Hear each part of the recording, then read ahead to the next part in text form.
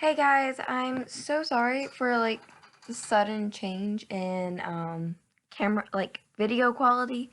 I'm currently okay, I have to take these off. I'm sorry. The glare is just too bad. Um I had a little SD card or memory card for my camera and I managed to lose it. So this is what I got. My laptop. I'm sorry, I can't see. I'm also going to apologize for how late this video is. This video is my review for If You Tell by Gregg Olsen. I don't have anything written out, so this is going to be a little bit scrambled. I'm just going to go ahead and put a spoiler warning here, because I don't know when or if I'm going to spoil anything. So let's just get into it. So, If You Tell by Gregg Olsen is a nonfiction book about these three sisters, Nikki, Sammy, and Tori, and how they survived their abusive mother, who also ends up being a mass murderer. Not mass murderer, just a murderer. I'm sorry. She kills two people and then encourages her husband to kill one other person. She ends up torturing and killing a woman named Kathy and a man named Ron, I believe. And she ends up convincing her husband to shoot her nephew.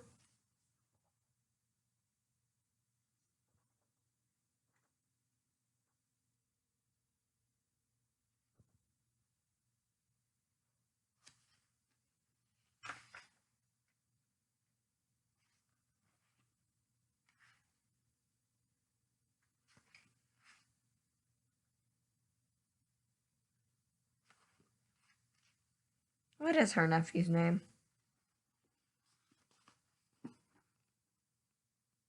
Shane. Shane. In the head. So the story is about an abusive mother. So there are a lot of trigger warnings for torture and abuse. I gave it 5 stars. Now, part of the reason this happened might be mainly I did enjoy it in a weird, twisted way. It was interesting. Do I like that Shelley was abusive? No, I don't. Do I like that Dave, her final husband, I think her third and final husband, basically let her get away with this? No, I don't. It's very sad that this happened. No. I will say I did not cry while reading this, but part of that is because of how much in shock I was about what happened. It was awful. The descriptions were bad enough that I'm just glad there aren't pictures. Hey, would y'all knock it off, please? I'm trying to video. Thank you. Midnight. Okay. I'm sorry, I have 4 cats, and one of them does not get along with any of the others. Back to what I was saying. It's just a very sad book. The abuse was horrific, and trigger warnings for basically everything. There isn't any rape, but there is a lot of nudity.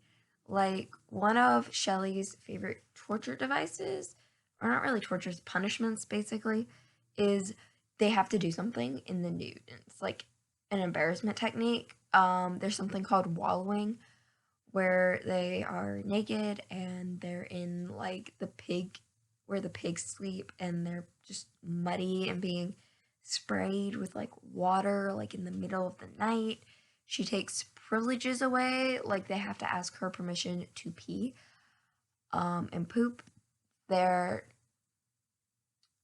think Kathy is not allowed to wear clothes. I think even Ron isn't.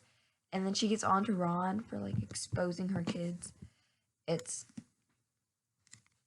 kind of sad. I didn't cry because I was in shock, I read this almost like it was fiction and like this didn't happen, and I don't know if it's bad, but that was, I guess, my way of dealing with this is, yes, I know it's true, but if I read it like it's fiction, then like I can get through the book. It was morbidly fascinating. Like, it was horrifying. I did not enjoy the torture aspects of it. It was sad. I was like heartbroken. But I wanted to know what would happen next. Like, I wanted to know. I needed to know. It does have a happy ending. So I kind of spoiled myself by Googling who this was. It does have a happy ending. The mom does go to prison. The girls are finally free, and they all end up living happy and successful lives. It doesn't like, you kind of find out how Sammy and Tori end up with these happy lives, but you don't really know how, no, Nikki and Sammy, I'm sorry, how Nikki and Sammy, the older two girls, but Tori, I think, was 14 when her mom was arrested, and so all we know is that she ends up living, I believe, with Sammy. Basically what happens is the two older girls get older, and they're like, we're no longer kids anymore, and they just leave, and they don't let their mom force them back. So that was good. And then Tori's like, well, you know, it happened to them, so it's not really abuse. And she just didn't tell anyone that it happened. And then finally she mentions it, I think, to Sammy when they have like a girls' weekend. And how the mom ends up getting arrested is Nikki goes to the police and says, she killed Kathy. I know she killed Kathy. You have to go look. And I think she killed Ron too. And so they go, and the police just won't go investigate her until they get like some more information. And they're trying to talk to Sammy, but Sammy's like, you know, if they like actually arrest her, then I'll say something, but since they haven't actually arrested her, I'm not going to be the reason they arrest her. And that's how Sammy acts until they find out that Tori is being abused. Like, truly being abused. And so, yeah. And so they all get free, and that's all happy, and they're all successful and happy now. You can look them up if you want. I will say that, like, I have a hard time telling you how I liked the people. I didn't like Shelly because she was abusive and manipulative. I didn't like Dave because he was either, like, really, really dumb or in denial. I liked the three girls. They were cute. And I liked that, you know, that despite the fact that they would turn on each other sometimes just to be, you know, safe, that they didn't hate each other for it. That was nice. I didn't like Kathy. I hate to say it, she was murdered, and I don't like that she was murdered, but I did not like her because, like, she came into the household because she was a friend of Shelly's and just automatically assumed that the two older kids, Shane and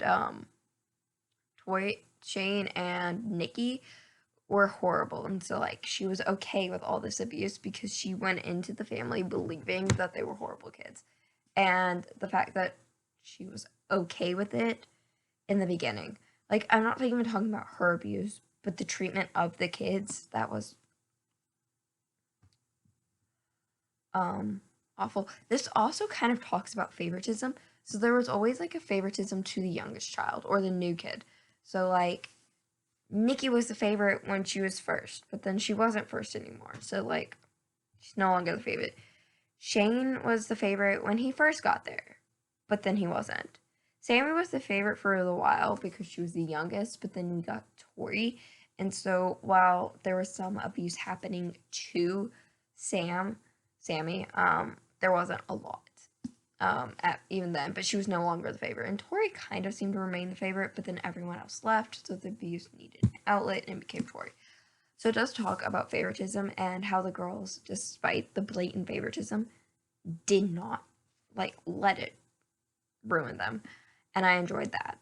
I have a hard time talking about this because of the horrible stuff of it and the fact that this isn't fiction. It did happen. I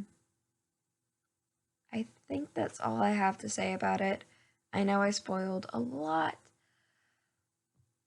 but there is this book. I also like the cover because this takes place like on a farm in the middle of nowhere, and this kind of cover works. So I do enjoy it. That's all I have to say. I'm sorry this review was not organized. I was having a hard time figuring out how to talk about this book with all the like problems, not problems with the book, but problems within the book, and the fact that this is a true story. And so like I can understand why someone would hate it because of all the abuse that happened, and enjoying it despite the fact that it was awful. I don't know. So I hope this doesn't make me like a crazy person, but I did enjoy it to a morbid extent. Like, I liked learning about it, but I'm sorry that this happened. So if you are curious about the Konek sisters, you can read this one. You can Google them. I would do some background research, maybe even before it. Like, go ahead and spoil yourself for the book and look it up, because there is some gruesome things that are done, and it is horrifying. But it is kind of a page turner. Like, despite the fact that it's all this awful stuff, I did want to keep knowing what's going to happen. And it did keep me on the edge of the seat, because despite the fact that we know that the three girls make it out okay, it's just kind of sad. So be prepared if you do want to read it. This is one of my Scribbler books. That's why I'm reviewing it. So I do have 2 more books that I need to read and review. And then I'm also getting another book. So I hope you guys have a nice night.